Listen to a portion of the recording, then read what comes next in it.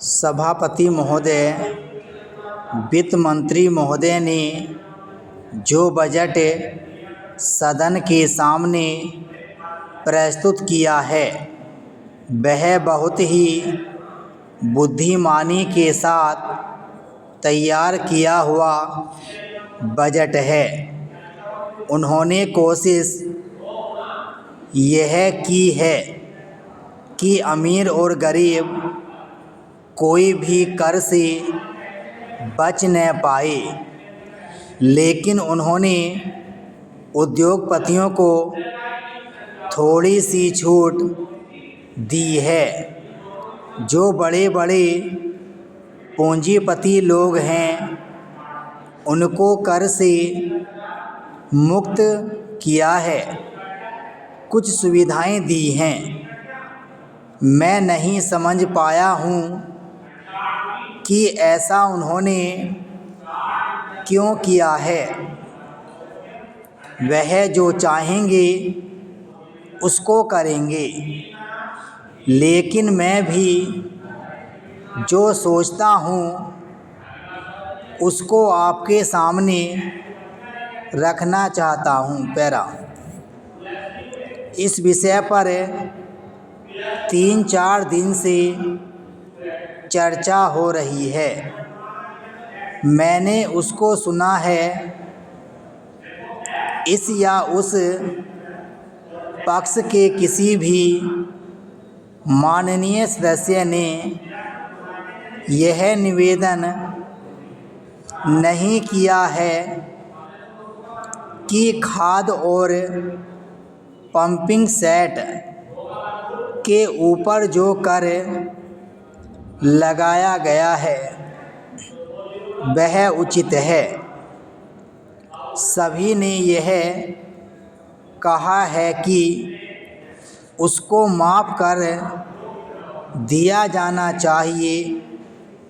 जब सारे सदन के लोग, सभी प्रतिनिधि एक आवाज़ से कहते हैं कि खाद और पंपिंग सेट के ऊपर कर न लगाया जाए, तो मैं समझता हूँ कि उनको इस बात को मान लेना चाहिए।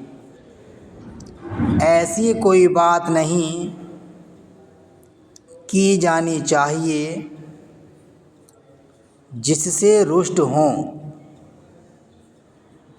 और किसान रुष्ट हों, उनके उत्पादन में बाधा पड़े।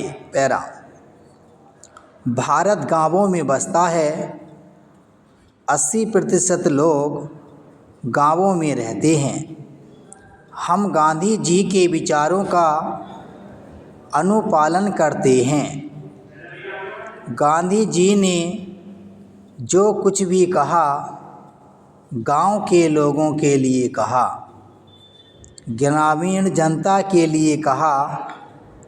उन्होंने गांवों के लोगों को उठाने की बात कही।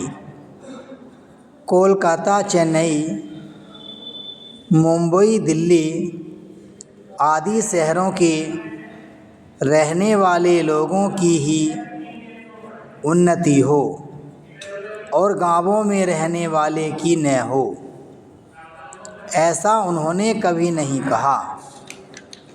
वित्त मंत्री महोदय गांधी जी का शिष्य अपने आप को कहते हैं और उनका रूप अपने रूप में देखते हैं, और वह है भी। इसलिए उनका यह कर्तव्य होना चाहिए कि गांधी जी के विचार के अनुसार वह सारे देश में मद निषेध को कार्यान्वित करें। चूँकि हमारा कृषि प्रधान देश है, इसलिए वह पशुधन को बढ़ाए, उन्नति की व्यवस्था करे और सारे देश में गोवध को बंद कर दें। सरकार ने यह संकल्प लिया है कि हिंदुस्तान में समाजवादी समाज और लोक कल्याणकारी राज्य की स्थापना की जाए। इस समय देश में आर्थिक विषमता अधिक है। पैरा सभापति महोदय, एक व्यक्ति की आमदनी 3-4 आने और दूसरे की 10-20 हज़ार रुपये है। अगर वित्त मंत्री महोदय इस विषमता को दूर नहीं करेंगे तो समाजवाद का नारा बिल्कुल कोरा और कागजी सिद्ध होगा। इस देश में 8-10 करोड़ हरिजनों का एक ऐसा वर्ग है जिसकी आर्थिक स्थिति बिल्कुल बहुत गिरी हुई है। इस बजट में उनकी उन्नति और कल्याण की योजनाओं का समावेश होना चाहिए। वित्त मंत्री ने 1500 करोड़ रुपये के जो कर लगाए हैं उनसे देश के आम आदमियों की हालत खराब हो गई है। मुझे इस बात की बड़ी प्रसन्नता है कि योजना के अंतर्गत देश में किसान विकास कार्य हो रहा है और अब हम इस दिशा में जो कुछ कर पाए हैं वह प्रशंसनीय है।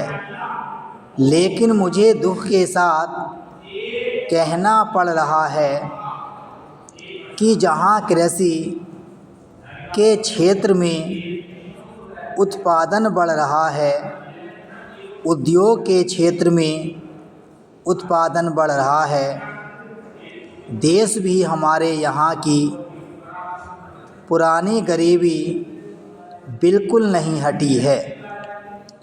मैं समझता हूँ कि यह इस सदन के लिए और सरकार के लिए विचार करने का विषय है कि क्या कारण है कि जब हम 55 वर्ष से अपने देश की गाढ़ी कमाई का रुपया और दूसरे देशों से कर्ज लेकर बड़ी बड़ी रकमें देश के विकास के लिए खर्च कर रहे हैं और देश में धन भी पैदा हो रहा है, तब भी देश के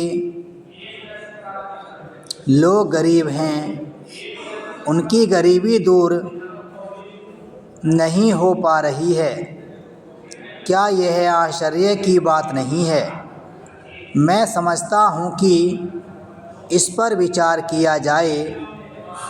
यह ठीक है कि हम समाजवाद के रास्ते पर जा रहे हैं, लेकिन समाजवाद के रास्ते पर ठीक ठीक चलें तो भी हम यह अनुमान नहीं लगा पाते कि कितने वर्षों में हमारे देश की गरीबी दूर होगी।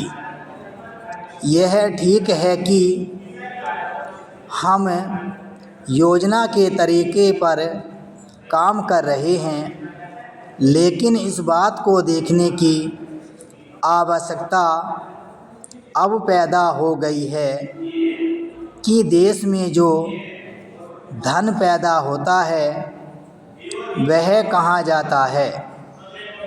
इतनी प्रगति होने पर भी हम देखते हैं कि गरीबी दूर होगी और गरीबों को खाने के लिए अन्न नहीं मिलता, पहनने के लिए कपड़ा नहीं मिलता। इसका क्या कारण है? यह गंभीरतापूर्वक सोचने की बात है। यह समस्या समाजवाद का प्रस्ताव पास करने से ही हल नहीं होगी। विराम स्टॉप।